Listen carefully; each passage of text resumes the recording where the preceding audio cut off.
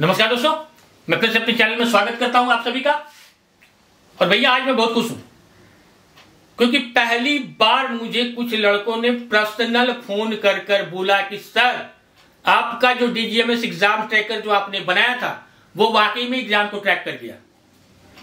बड़ी खुशी मिलती है यार कि जब कोई ये बात बोलता है ना मेरे को कि भैया आपके चैनल से मैं एग्जाम को पास कर गया, तो मुझे बड़ा सुकून मिलता है। मेरे तमाम जूनियर जो भी इस एग्जाम को ट्रैक किए हैं या आने वाले एग्जाम को ट्रैक करने जा रहे भाई, उसके लिए मेरी तरफ से बहुत बहुत बधाई आप लोग, क्योंकि ये जो अभी 3-4 एग्जाम आ रहा है ना, ये नौकरी पेशा आदमी लोग के लिए है। तो जब आप एग्जाम पास करके घर में जाइएगा ना, तो आपके बाल बच्चे का देखिएगा यार, एक चैलेंज मिलता है कि इस उम्र में मेरे पापा ने इस एग्जाम को ट्रैक किया है। बात समझ रहे हो कि नहीं? भौजाई लगी होगी तो भी थोड़ा सा ज्यादा मिलेगा। बात समझ रहे हैं ना? तो आप लोगों से गुजारिश करूंगा कि भैया जो भी मेरे नोट्स, मेरे एग्जाम मटेरियल या मेरे वीडियो से उसके एग्जाम को ट्रैक करने में थोड़ा भी अगर उसको मदद मिला है ना, तो भैया ऐसा करो जरा मेरे चैनल पे भी जाके एक आध वो कमेंट्स मार दो। बात समझ रहे हो कि नहीं? थोड़ा मेरा भी मार्केटिंग हो जाए। ठीक है, आप लोगों को फिर से, आप लोग जो भी एग्जाम पास किए हैं मेरे तरफ से बहुत बहुत बधाई हो। और आप लोग से निवेदन करूंगा कि एक बार जरूर मेरे चैनल पे जाके आप लोग कमेंट कीजिए। दोस्तों आज जो है हम लोग का डीजी देशमुख वॉल्यूम 1 का जो चैप्टर है ओपन कास्ट माइनिंग, उसका है लास्ट पार्ट। इसके बाद जो एनसीएल का सिलेबस है ओपन कास्ट से रिलेटेड, और मैं देख रहा हूं कि जो भाई बंधु जूनियर जो मेरे को फोन कर रहे हैं, आज मैं क्लास स्टार्ट करने से पहले उस पर एक बात बता दूं आप लोग को। ऐसा है कि एनसीएल के वैकेंसी जब से आया ना, तो आदमी का जो फॉर्म भरा है जूनियर लोग, माइंड सेट है कि भाई खाली प्रोजेक्ट से क्वेश्चन पूछेगा, अंडरग्राउंड से नहीं पूछेगा। बात समझ रहे हो कि नहीं? लेकिन वहां पर एक चीज दाग दिया है। क्या दिया है? सीएमआर 2017। ये कभी मत भूलना और दिमाग से मत हटाना। और ज्यादा कॉन्फिडेंस में तो है हो तो पिछला जो एनसीएल का एग्जाम हुआ है ना, जरा उसको क्वेश्चन देख लेना। जहां पर रेगुलेशन की बात आ जाएगी, सुन लो, जहां पर भी रेगुलेशन की बात आ जाएगी वहां पर आपको अंडरग्राउंड और ओपन कास्ट से रिलेटेड जितना भी कानून है, कहीं से भी क्वेश्चन पूछने के लिए वो स्वतंत्र है, आपसे पूछेगा ही पूछेगा। इसीलिए ये जो भ्रम है इसको रखिए ताका पे। सीएमआर 2017, माइंस एक्ट 1952 और माइंस रूल 1955, एक को लाइन मत छोड़ना, नहीं तो एग्जामिनेशन हॉल में तोता उड़ेगा। बता देता हूं, ये जो एनसीएल सिलेबस दिया है वो उसके सब्सिडरी के अनुसार कि भैया हमारे यहां ओपन कास्ट चलता है, इसीलिए आपकी जानकारी ओपन कास्ट में अच्छी होनी चाहिए। बात समझे कि नहीं? बस इतना ही है उसका उद्देश्य, क्योंकि वो जो 7 को जो टॉपिक दिया है, अगर 2 क्वेश्चन पकड़ेगा एक टॉपिक से तो 7 दूनी 14 क्वेश्चन, बाकी के 56 क्वेश्चन कहां से आ गए बाबा? बात समझ रहे हो नहीं? इस भ्रम को हटा देना। इसलिए शुरू करना कहां से? सबसे पहले सीएमआर से शुरू करना, उसके बाद रूल, उसके बाद एक्ट और उसके बाद ही एनसीएल का सिलेबस। और मैं बार बार बोल रहा हूं कि 30 नंबर का जो जनरल अवेयरनेस है ना, बाजार मैदान मारने के लिए वही काफी है। अगर उस पर पकड़ नहीं है तो समझ लीजिए कि पहला ही आकर बोल में आपका विकेट उड़ गया। बात समझ गए? बाकी आप लोग समझदार हैं, तैयारी कीजिए जम के। चलिए आज का पहला क्वेश्चन क्या आता है कि व्हील होल ड्रिल मशीन का डाया जो है, होल का डाया वो कितना होगा? व्हील होल ड्रिल मशीन कितना डाया का होल मारता है? व्हील होल ड्रिल मशीन कितना डाया का होल मारेगा भैया?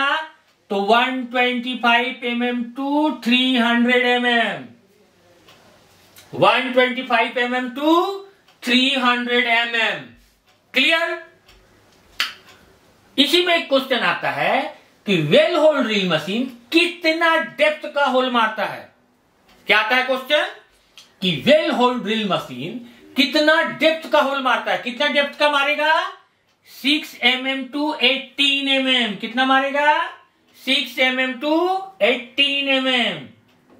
ठीक है, चलिए अगला क्वेश्चन क्या है कि वेल होल ड्रिल मशीन किस पर चलता है।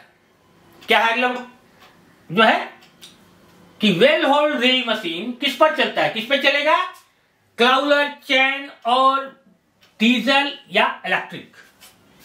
क्या है, क्लाउलर चैन पे चलेगा और दूसरा क्या है, या तो डीजल से चलेगा या इलेक्ट्रिक से चलेगा।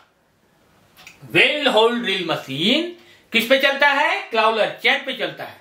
और अगर ये पूछे कि किससे चलता है तो भैया ये जो मशीन है ये आपका डीजल से भी चलेगा और ये इलेक्ट्रिक से भी चलेगा। क्लियर, चलो अब बात करते हैं इसका जो सबसे इंपॉर्टेंट क्वेश्चन आता है ना वेल होल ड्रिल मशीन से, वो है इसके मास्ट के साइज का। बात समझ गए, इसका जो मास्ट होता है जो धरती के अंदर बीट के साथ जाता है ना धंसता हुआ रॉड, उसको मास्ट बोलते हैं। उस मास्ट के साइज से आता है। तो वेल होल ड्रिल मशीन का जो मास्ट का साइज है वो कितना है, 3 to 6 मीटर। कितना है, 3 to 6 मीटर। अगला क्वेश्चन क्या है कि वेल होल ड्रिल मशीन का दूसरा नाम क्या है। क्या है अगला क्वेश्चन कि वेल होल ड्रिल मशीन का दूसरा नाम क्या है। क्या है दूसरा नाम, डाउन द होल हैमर। क्या है, डाउन द होल हैमर। ठीक है, अगला क्वेश्चन क्या है कि वेल होल ड्रिल मशीन एक शिफ्ट में कितना होल करता है। क्या है, वेल होल ड्रिल मशीन एक शिफ्ट में या 8 घंटे में कितना होल करेगा। तो कितना होल करेगा भैया,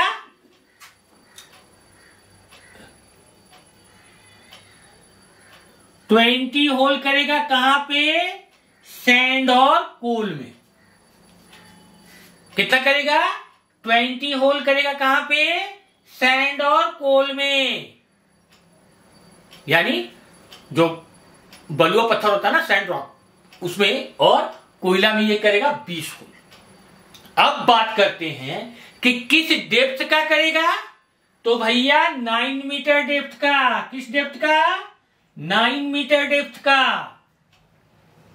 और अगर ये बात करें कि किस डाया का होल करेगा तो करेगा 200 mm डाया का। तो क्वेश्चन क्या है कि वेल होल ड्रिल मशीन 8 घंटे या एक शिफ्ट में कितना होल करेगा, 20 होल करेगा। कहां करेगा, सैंड रॉक और कोल में, सैंडस्टोन और कोल में। दूसरा किस मीटर का होल करेगा तो भैया 9 मीटर डेप्थ का होल करेगा। और किस डाया का होल करेगा तो 200 mm डाया का होल करेगा। क्लियर, चल अब बात करते हैं, यह भी बहुत इंपॉर्टेंट क्वेश्चन है, ध्यान से सुनो कि वेल होल ड्रिल मशीन से वर्टिकल से कितने डिग्री एंगल के होल किया जा सकता है।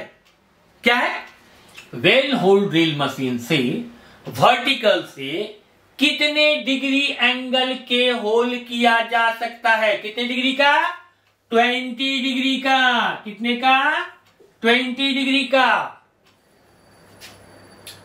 और वेल होल ड्रिल मशीन से सबसे ज्यादा पूछे जाने वाला क्वेश्चन क्या है पता है आपको, वो है कि इसमें कौन सा बीट इस्तेमाल किया जाता है।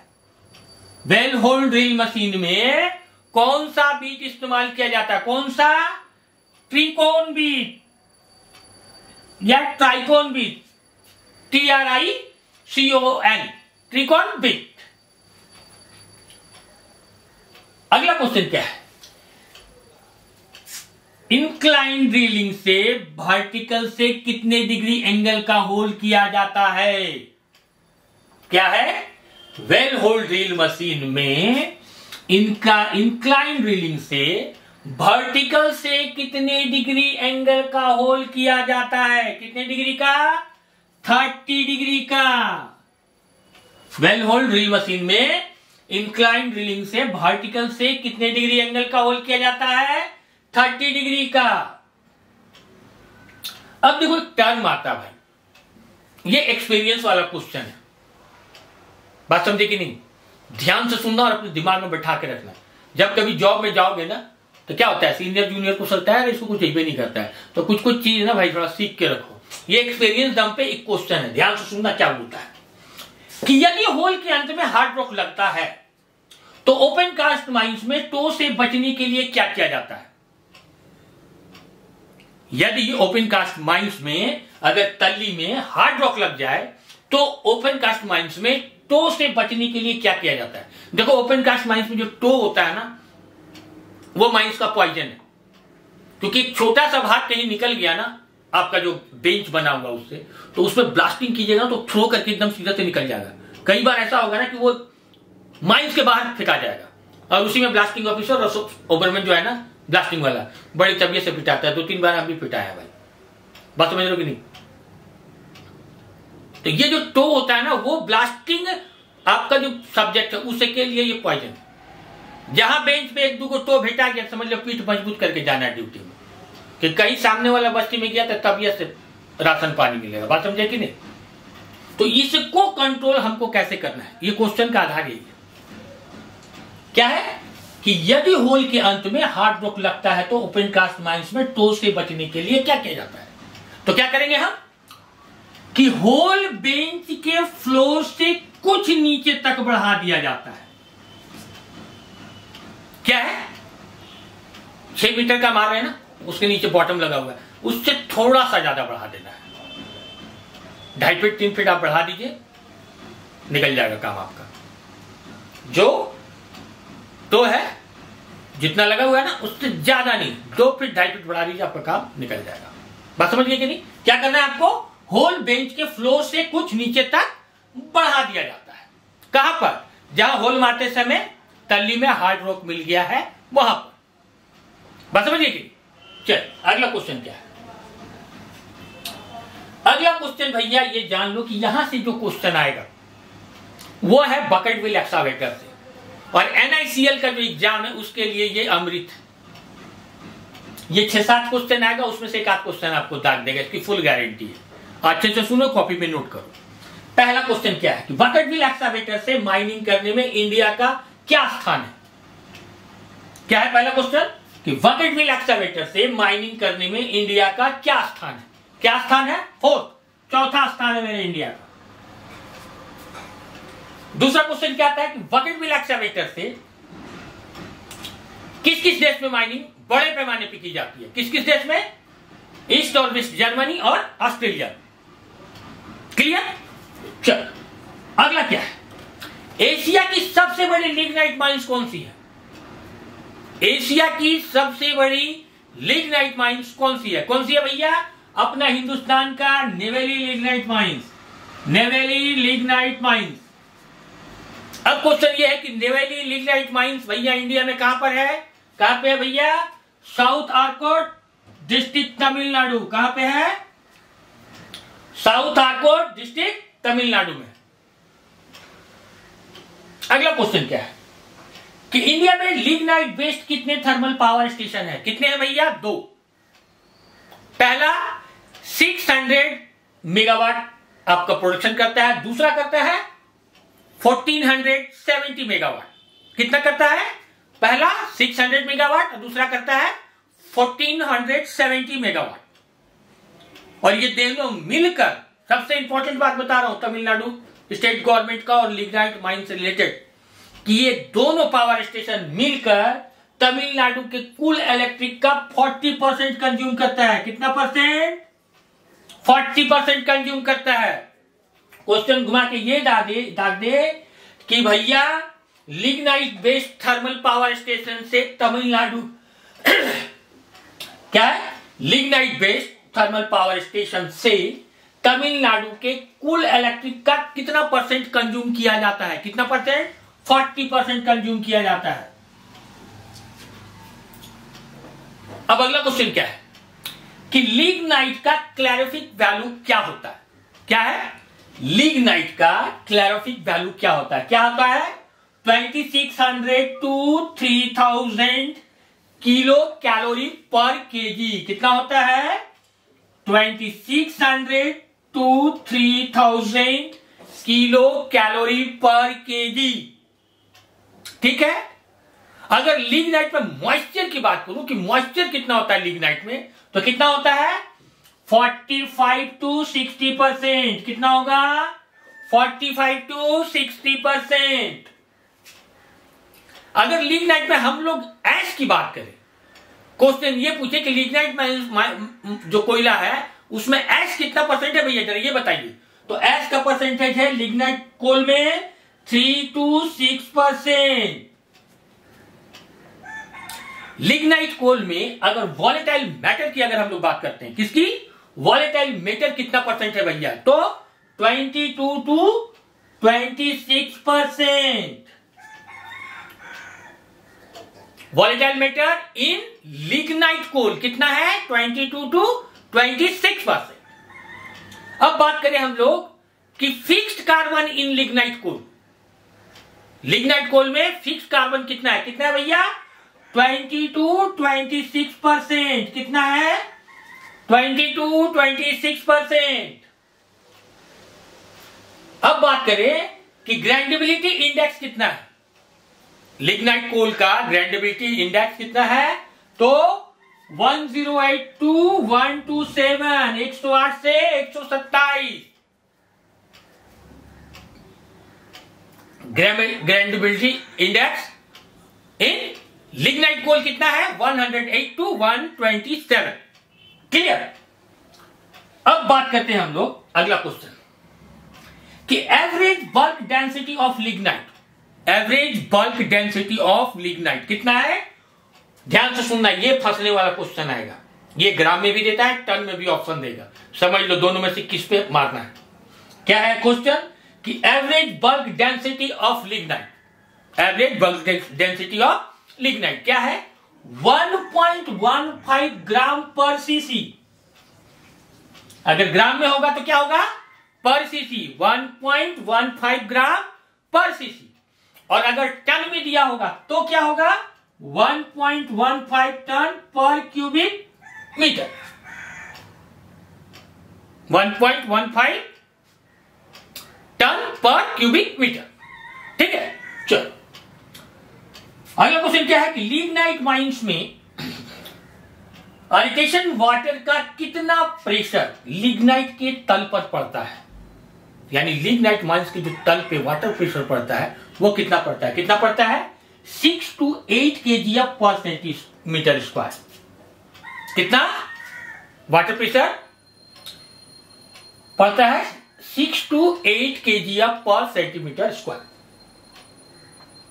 अब आता है दो important question Neyveli lignite mines का पंप से रिलेटेड है कि भैया ये बताइए कि लिग्नाइट में पर मिनट कितना पानी फेंका जाता है, लिग्नाइट या नवेली लिग्नाइट माइंस में पर मिनट कितना पानी फेंका जाता है। तो भैया ध्यान से सुन लो 1,35,000 लीटर पर मिनट। कितना 1,35,000 लीटर पर मिनट। और आज का जो लास्ट क्वेश्चन है वो क्या है कि नवेली लिग्नाइट माइंस में 1 टन कोयला निकालने के लिए कितना पानी फेंका जाता है, कितना फेंका जाता है 15 से 20 टन। 15 से 20 टन। ठीक है, तो आज का जो ये डीजे देशमुख का ओपन कास्ट वर्किंग का जो मेरा प्रयास था आज यहां पे समाप्त होता है। इसमें टोटल 6 पार्ट है। ईसीएल के एग्जाम के बाद सारे दिग्गजों का मानना है कि भाई एक आध क्वेश्चन आपको इससे डाल सकता है, तो 6 क्वेश्चन है और ये टोटल 6 पार्ट का जो वीडियो है इसमें टोटल क्वेश्चन नंबर 138 है। बात समझ गए। काफी जूनियर्स का फोन आ रहा, सर एनसीएल का मटेरियल, सर एनसीएल का मटेरियल तो लगभग तैयार है। उसका एक छोटा सा जत्था मैं आज आप लोगों को देता हूं। ये भैया आपका बनने जा रहा है NCL syllabus wise notes, a perfect guide according to NCL exam syllabus. अब इसके अंदर में क्या है वो जान लो आप। ये संडे तक अगर सब कुछ बढ़िया रहा मेरा तो संडे तक अनाउंसमेंट कर दूंगा। इसमें है क्या क्या वो जान लो। अभी तक जो रेडी है माल open cast working DJ Deshmukh 138 question, bench formation 17 question, dump management 13 question, haul road designing 17 question, उसके बाद देखिए आपका दूसरा नंबर टॉपिक है shot firing and transport and use of explosive in mine. इसमें सॉलिड ब्लास्टिंग और ओपन कास्ट ब्लास्टिंग का जो मेरा ब्लास्टर वाला मटेरियल है, बात समझ लो कि नहीं, वो इसमें इन है, बात समझ गए, वो इसमें इन है। तो वो दोनों को मिला के क्वेश्चन का संख्या है 357, ठीक है। उसके बाद है आपका रिक्लेमिनेशन 19 क्वेश्चन, एसएमपी 24 का question, OCP mine lighting 26 question, slope stability 16 question. आपका 3 पॉइंट और बच रहा है, आजकल में ये कंप्लीट हो जाएगा और सब कुछ बढ़िया रहा तो संडे को आपका अनाउंसमेंट हो जाएगा। बात समझ गई कि नहीं।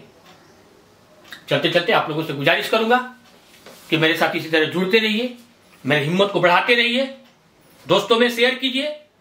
और भैया बड़ी मेहनत करते हैं ड्यूटी के बाद आप लोग के लिए, एक आध को कमेंट कर दिए ताकि 2-4 रुपये हमको भी मिल जाए। फिर मिलते हैं, धन्यवाद।